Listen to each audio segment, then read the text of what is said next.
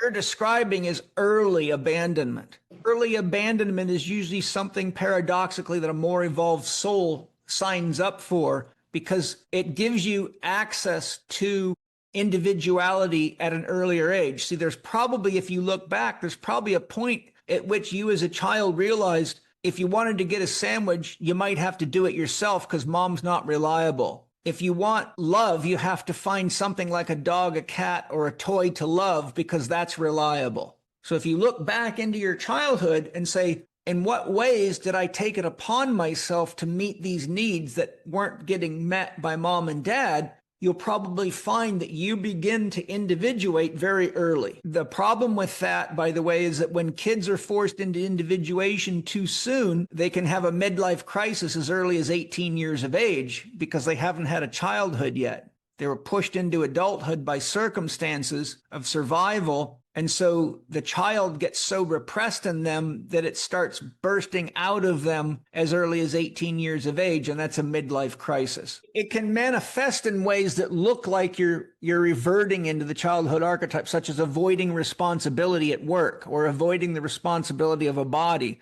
But what happens is overburden of responsibility, yang, has to become yin. So what happens is people begin to resent responsibility in relationships, responsibility to make money, responsibility in their job position, because the child in them is so desperate for freedom from responsibility. If it doesn't find a way to play and to re-engage the child, then often what happens is depression, because all they can see in their future is more responsibility and they're exhausted of responsibility. And you can get what's called control fatigue. You've tried to control so much that you exhaust yourself. And that's in my midlife crisis. What I had to do to heal is I had to spend 3 years stacking rocks, painting, doing psychedelics, and really just giving myself a chance to detach from all my responsibilities and financial pressures. So what I did is I cut my work week back to 4 days so that I didn't put the whole institute and the family into a financial crisis.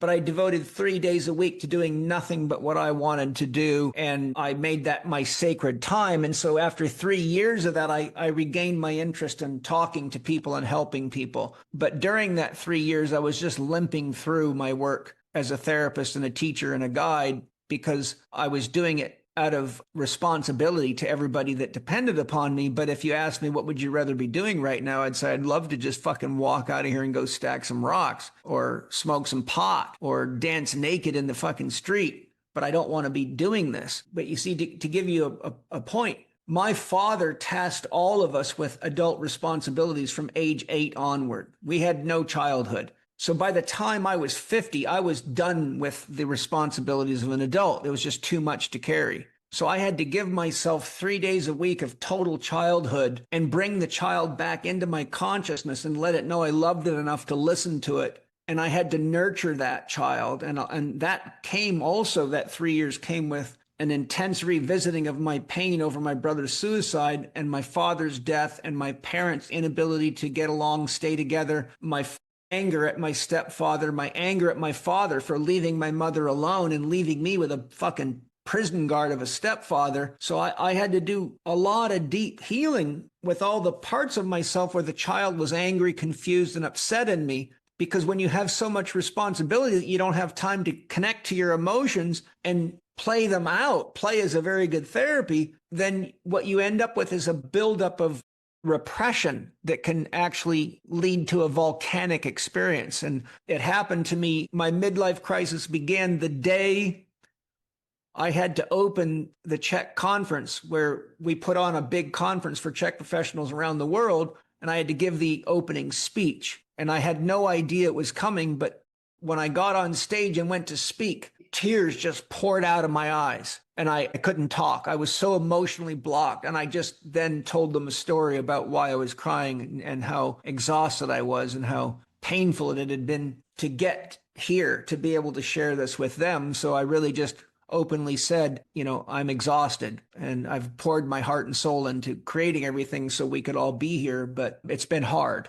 And I don't know how much more of it I can take. And that was the beginning of my midlife crisis. And I had no idea it was coming. I knew I was tired of all the stuff, but I'd been tired of it for a long time. I didn't know that it was going to break through. And that's what I mean. If you don't take the time to heal the inner child and give it love, see, now it has to be the loving mother, the loving father, and has to give that broken part of him everything that it needs, or it will stay broken and it'll keep controlling your mind and your life, because it's actually the broken child.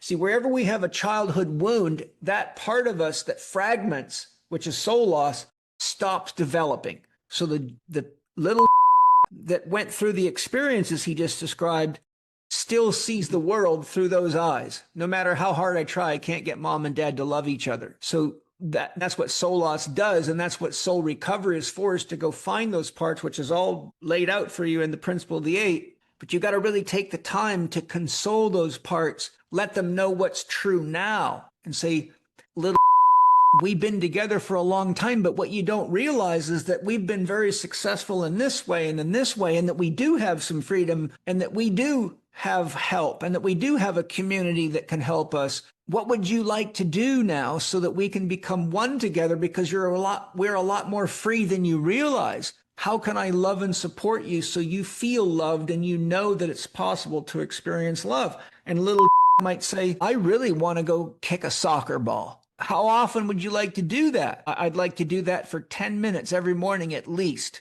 And then you, my friend, better go buy a fucking soccer ball and go kick that thing around for 10 minutes every morning, or that part of you will stop even believing you. And that'll lead to a bigger crisis, often called suicide. One of the challenges of those kinds of wounds is the broken child in us often says, I don't want to be an adult. Look how torturous look how terrible it is.